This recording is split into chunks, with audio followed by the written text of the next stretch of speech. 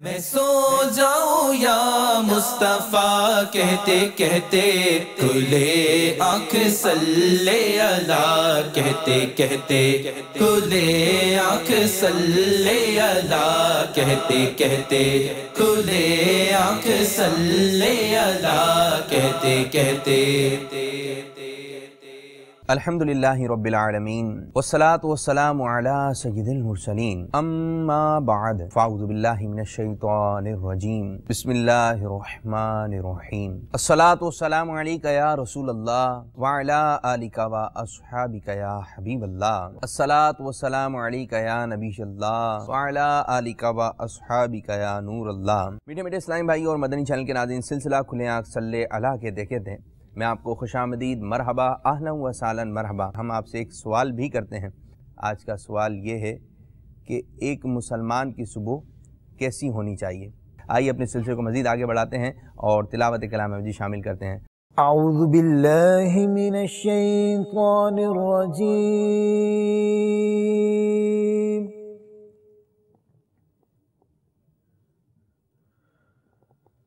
بسم اللہ الرحمن الرحیم،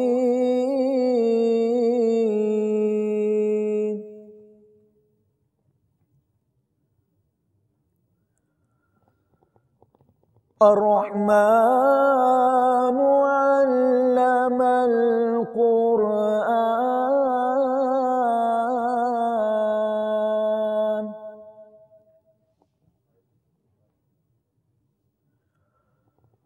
خلق الإنسان،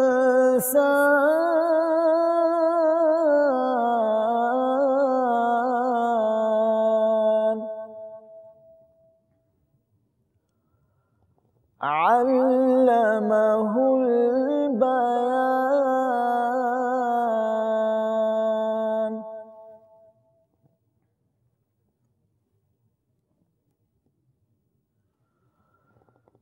الرحمن علم القرآن، خلق الإنسان،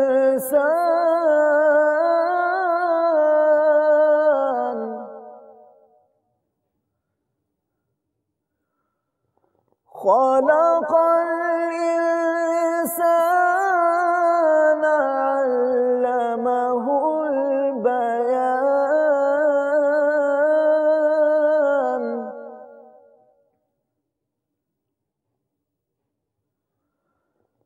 الشمس والقمر بحسبان، والنجم والشجر يسجدان،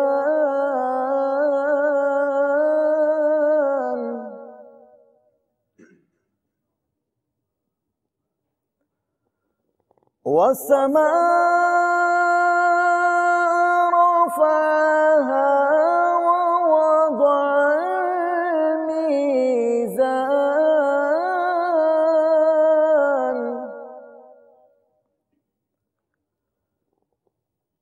والسماء رفعها ووضع الميزان، آمنت بالله صدق اللہ العظیم۔ سبحان اللہ، سبحان اللہ، ماشاء اللہ عز و جل۔ مدنی مدینے والے، مدنی مدینے والے، مدنی مدینے والے، مدنی مدینے والے، مجھے در پہ پھر بلانا، مدنی مدینے والے، میں عشق بھی پلانا، مدنی مدینے والے، مدنی مدینے والے، آقا مدنی مدینے والے، مدنی مدینے والے، مدنی مدینے والے، تیری جب کہ دید ہوگی جبھی میری عید ہوگی، تیری جب کہ دید ہوگی جبھی میری عید ہوگی، تیری جب کہ دید ہوگی جبھی میری عید ہوگی، میرے خواب میں تم آنا مدنی مدینے والے، مدنی مدینے والے، مدنی مدینے والے، مدنی مدینے والے، مدنی مدینے والے۔ او جہان کے خزانے دیے ہاتھ میں خدا نے، تیرا کام ہے لٹانا مدنی مدینے والے، تیرا غم ہی چاہے عطا اسی میں رہے گرفتہ، تیرا غم ہی چاہے عطا اسی میں رہے گرفتہ، تیرا غم ہی چاہے عطا اسی میں رہے گرفتہ، غم مال سے بچانا مدنی مدینے والے، مجھے در پہ پھر بلانا آقا، مجھے در پہ پھر بلانا مدنی مدینے والے، میں عشق بھی پلانا مدنی مدینے والے۔ سبحان اللہ سبحان اللہ، ماشاء اللہ عز و جل۔ آج کا ہمارا سوال یہ ہے، ایک مسلمان کی صبح کیسی ہونی چاہیے؟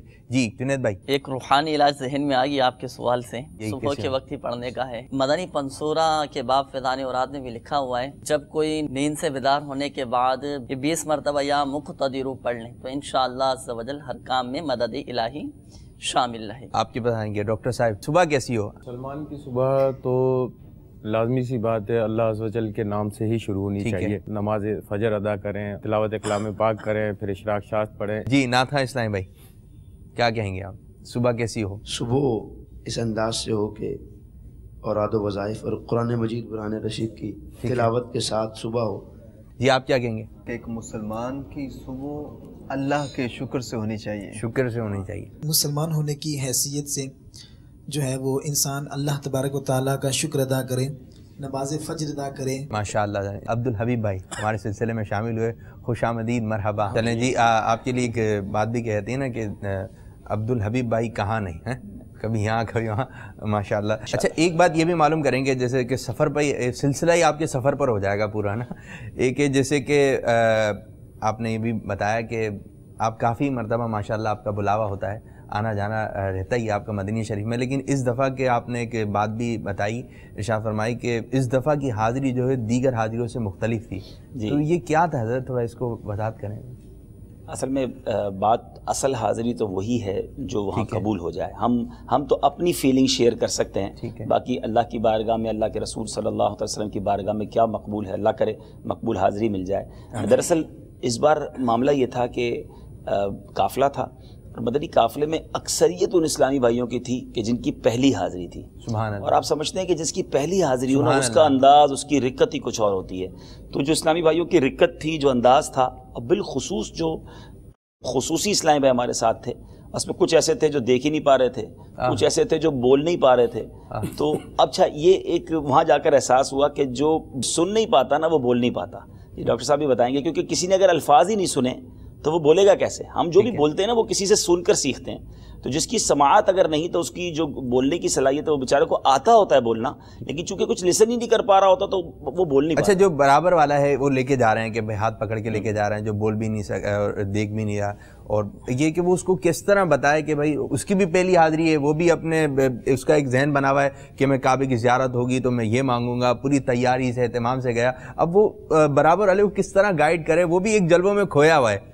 اصل میں یہ تو واقعی اتنی زبردست قربانی کا مناظر میں نے اس پورے قافلے میں دیکھے کہ ماشاءاللہ ہمارے اسلامی بھائیوں نے، میں بہت ان چیزوں کو نوٹ کیا اس بار قریب سے دیکھا کہ اتنا پیار تھا آپس میں کہ جس کے پیر میں ایک اسلام ایسے بھی تھے جو چلنے میں ان کو پرابلم تھی نا، تو ان کو ہاتھ پکڑ کے کس طرح وہ چلاتے تھے. ایک اسلام وہ تھے کہ جن کو دیکھ نہیں پاتے تھے، میں دیکھتا تو ان کو نوالے بنا بنا کے اسلام سبحان اللہ، سبحان اللہ، چائے کا کپ پکڑواتے وقت میں دیکھتا تھا، میں یہ غور کرتا تھا رشتہ دار ہیں، رشتہ دار نہیں بالکل آپس میں اسلام تھے، لیکن اتنا پیار تھا ماشاءاللہ، اللہ ان سب کو جزائے خیر دے کہ وہ چائے کا کپ جو ہے وہ اتنا گرم ہوتا تھا، میں یہ دیکھتا ہوں یہ کیسے اٹھائیں گے نا. تو اسلام میں ان کو جس طرف ہینڈل ہوتا نا اس طرف ہینڈل کر کے ان کا ہاتھ پکڑتے اور وہ ہینڈل میں کپ پکڑواتے تھے. اچھا نوالا بنا کے جو ہے نا ان کے ہاتھ میں روٹی دیتے اور پھر بتاتے کہ یہ سالن روٹی ہے. تو وہ مطلب اتنا خوبصورت منظر ہے کہ ایثار جذبہ.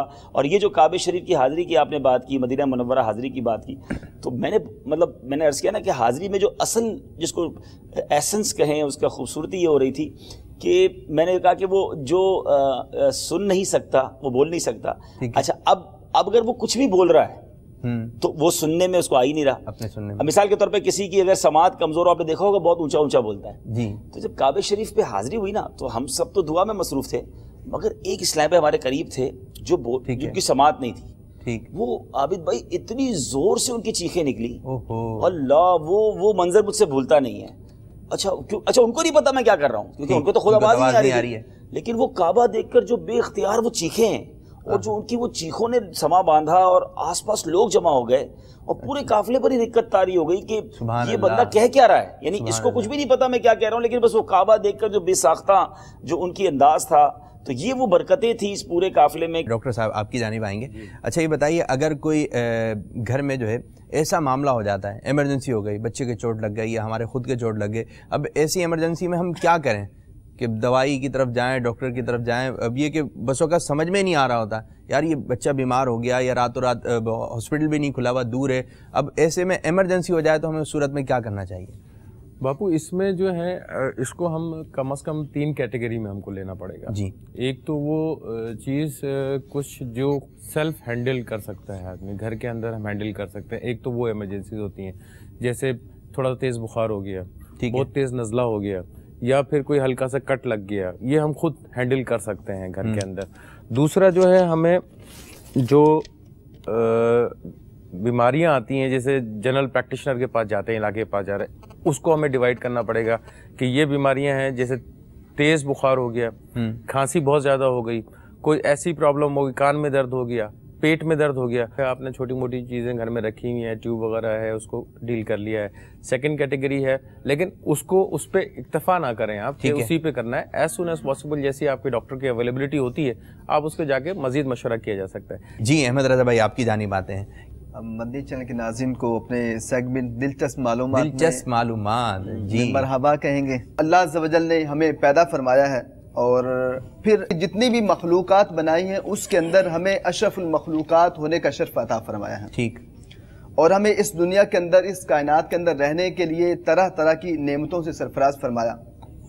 ہم اپنی بھوک کو مٹانے کے لیے اور زندہ رہنے کے لیے کھانا کھاتے ہیں جی، اور اس رزق کے حصول کے لیے کوئی نوکری کرتا ہے، کوئی جاب کرتا ہے، کوئی کاروبار کرتا ہے، تو کوئی کھیتی باڑی کرتا ہے. لیکن دنیا کے اندر ایک ایسی بھی قوم گزری ہے جس کے لیے بغیر کسی محنت سے آسمان سے کھانا اترا کرتا تھا. آسمان سے کھانا اترا کرتا تھا. اب مدنی چینل کے ناظرین یہ سوچ رہے ہوں گے کہ وہ بھئی کھانا ان پر نازل ہوا، وہ کون سی قوم تھی؟ اس کا تعلق ہے بنی اسرائیل سے. ان کی تعداد 6 لاکھ تھی. 6 لاکھ لوگوں کے لیے روزانہ آسمان سے کھانا اترتا تھا. سبحان اللہ سبحان اللہ. ان کے اندر ایک نعمت تھی من تھی. وہ ہر روز ایک شخص کے لیے 4 کلو گرام اترتا تھا. اب یہ پھر ذہن کے اندر یہ پیدا ہو رہا من چیز کیا تھی؟ ہاں یہ من کیا؟ وہ ایک شہد کی طرح کا ایک میٹھا سا حلوہ تھا. اور جو دوسری نعمت اترتی تھی وہ تھا سلوہ. ٹھیک ہے. اور وہ سلوا بھونی ہوئی بٹیرے ہوا کرتی تھی۔ جب اللہ تعالیٰ نے فرعون کو عبرت بنا دیا لوگوں پر، ٹھیک ہے، تو حضرت موسیٰ علیہ السلام اپنی قوم کو لے کر مقام طیہ پر پہنچے، کیونکہ انہوں نے اللہ کے نبی موسیٰ علیہ السلام کی نافرمانیاں کی تھی، تو ان کو بھی سبق سکھانا تھا۔ تو اب ایسے مقام کے اندر پہنچے جہاں پر بہت زیادہ گرمی تھی۔ انہوں نے شکایت شروع کر دی، اے اللہ کے نبی بھی یہاں تو گرمی ہے، تو ہمارے لیے کچھ اہتمام ہو، نہ مکان آتا ہے نہ اس طرح کی کچھ سہولتیں ہمارے لیے۔ تو اللہ کے نبی نے ان کے لیے دعا کی، سبحان ان پر ایک بادل آ گیا جس نے سایہ کر دیا، یہ بھی ان پر اللہ کی نعمت تھی۔ ٹھیک ہے، پھر ان کے لیے وہاں پر کھانے کی چیزیں نہیں تھیں، تو اللہ کے نبی نے ان کے لیے دعا کی، تو آسمان سے ان کے لیے 2 کھانے اتر پڑے جو من و سلوا تھے۔ من و سلوا۔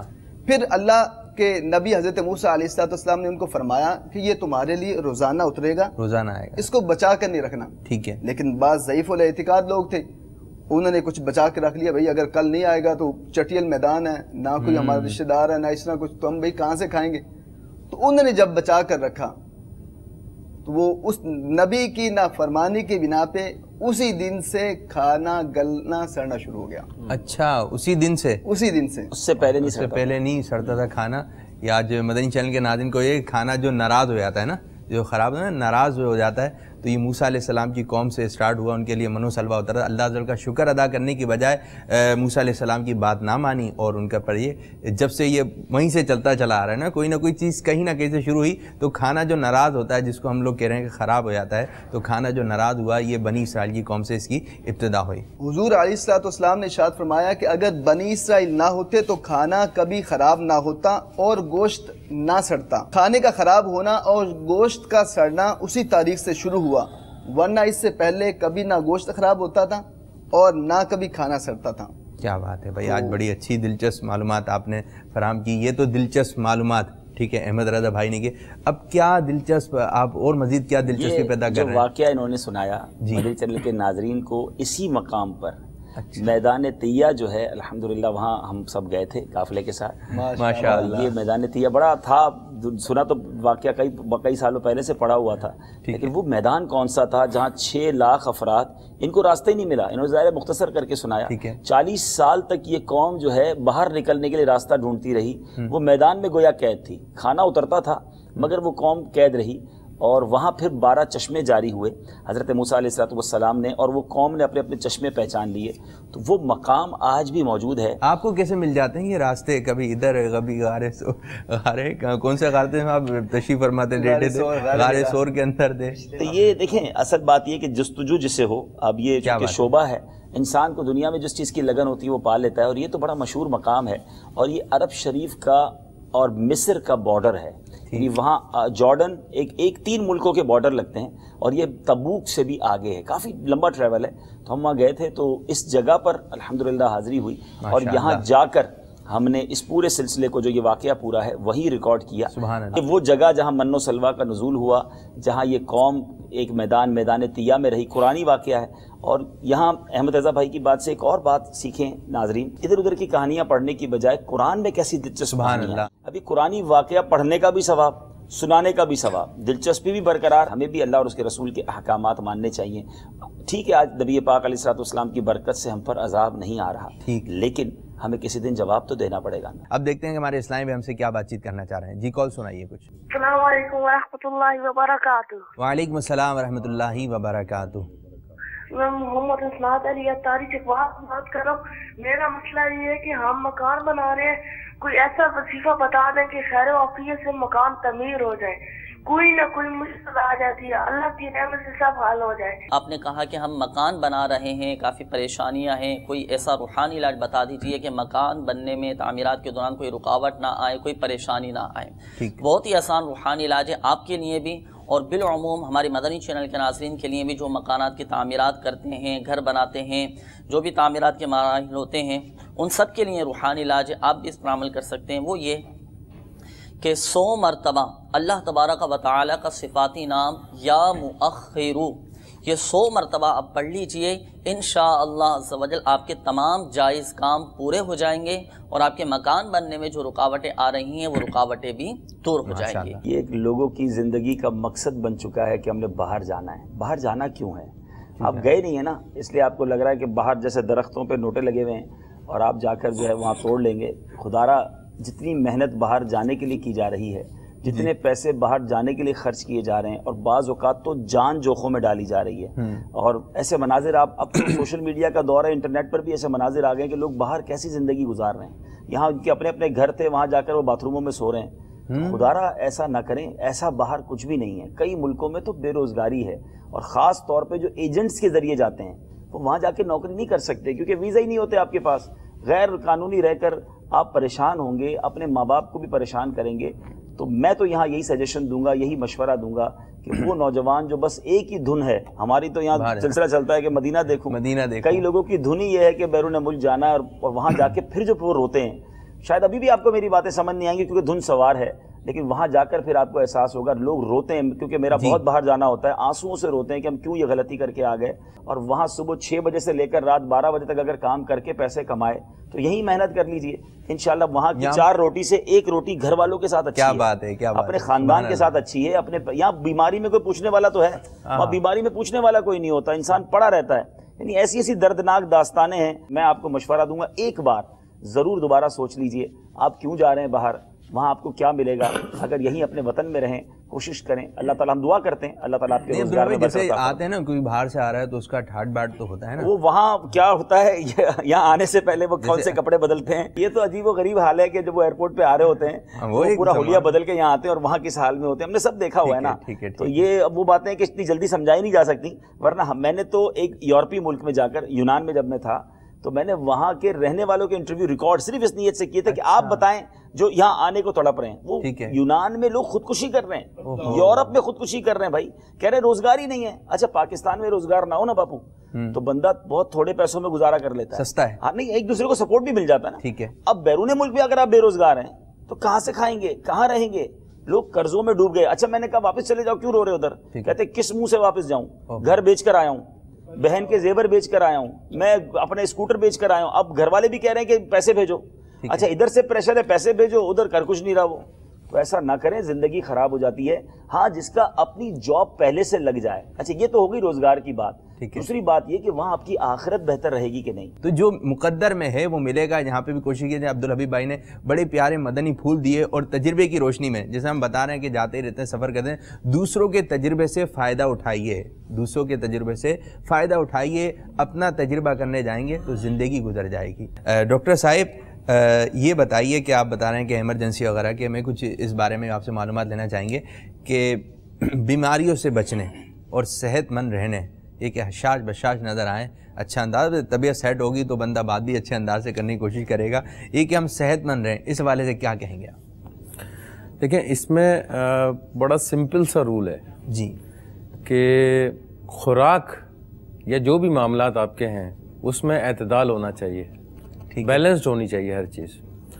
اس میں ایک جو ورلڈ ہیلتھ آرگنائزیشن ہے یعنی WHO، اس نے کچھ پوائنٹس دیے ہیں کہ ان پوائنٹس کو اگر آپ امپلیمنٹ کر لیتے ہیں اپنی لائف کے اوپر تو آپ کافی حد تک جو ہے بیماریوں سے محفوظ رہ سکتے ہیں۔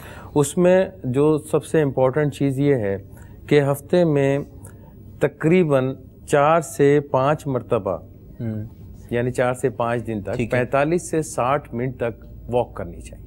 اچھا ٹھیک ہے۔ دوسرا جو شوگر کے مریض ہیں ان کو ڈیلی کم از کم 60 منٹ تک واک کرنی چاہیے۔ اس کے ساتھ جو خوراک ہیں، خوراک کے اندر اعتدال پسندی ہونی چاہیے، زیادہ گھی والی اشیاء سے پرہیز کرنا چاہیے، ٹھیک ہے، مرچوں کا استعمال کم سے کم کرنا چاہیے، اور ورزش اس کو اپنا ایک جز بنا لیں لائف سٹائل کا، کہ ہلکی پھلکی، یہ نہیں کوئی پہلوانوں والی ورزش نہیں کہہ رہا میں، ہلکی پھلکی ورزش جو ہوتی ہے اس کو ایک جز بنا لیں، ڈیلی بیسس کے اوپر اس کو آپ کریں۔ اور دوسرا جو میٹھا ہے، میٹھے کا استعمال بھی کم سے کم کیا جائے، دیکھیں بند نہیں کرنی کسی چیز کو، ٹھیک ہے، بند نہیں کرنا ہے آپ نے، میٹھے کا استعمال بھی کم سے کم کرنا ہے۔ یہ 4 5 6 4 چیزیں ہیں۔ خوراک کے اندر جو ہے ہمارے یہاں اس وقت خوراک جو استعمال کی جاتی ہے وہ گوشت کی شکل میں زیادہ استعمال کی جاتی ہے، گوشت، دودھ ہم کم استعمال کرتے ہیں جی، سبزیاں اور پھل اس کا استعمال کم کرتے ہیں، جبکہ WHO سے ریکمینڈ کرتا ہے کہ آپ کی ہر خوراک کے اندر ان کا شامل ہونا بہت ضروری ہے۔ تو ان چیزوں کو اگر آپ اپنے ساتھ لے کے چلیں گے تو کافی حد تک بیماریوں سے محفوظ رہیں گے۔ صحت مند رہنے کے لیے بھی اگر پیچھے ایک اچھی نیت ہو جائے کہ ڈاکٹر صاحب جو مدنی پھول دے رہے ہیں اس کے پیچھے بھی میرا یہ کانسیپٹ ہو کہ میں صحت مند رہوں گا تو اللہ کی زیادہ عبادت کروں گا، سبحان اللہ، میں صحت مند رہوں گا تو انشاءاللہ نیکی کی دعوت دوں گا، بیمار ہو جاؤں گا تو یہ کام نہیں کر سکوں گا. تو اب صحت کے مدنی پھول حاصل کرنا، اس پر یہ چھوٹی موٹی جو ورزش بتائی وہ کرنا، تو یہ ساری چیزیں علاج کرنا بھی انشاءاللہ ثواب کا کام بن جائے گا. مدنی چینل کے ناظرین، ہمارے سلسلے کا اختتام ہوا. اللہ عز و جل ہمارے اس آج کے سلسلے کو اپنی بارگاہ میں قبولیت کا درجہ عطا فرمائے، اور جس طرح باپا جانی امیر السنت چاہتے ہیں اس انداز سے ہمیں سلسلہ کرنے کی توفیق عطا فرمائے. آمین بجاہ نبی الامین صلی اللہ تعالی علیہ وآلہ وسلم. السلام علیکم ورحمۃ اللہ وبرکاتہ. السلام ورحمۃ اللہ وبرکاتہ. جزاک اللہ خیرا. میں سو جاؤں یا مصطفیٰ کہتے کہتے کھلے آنکھ صلی اللہ کہتے کہتے کھلے آنکھ صلی اللہ کہتے کہتے کھلے آنکھ صلی اللہ کہتے کہتے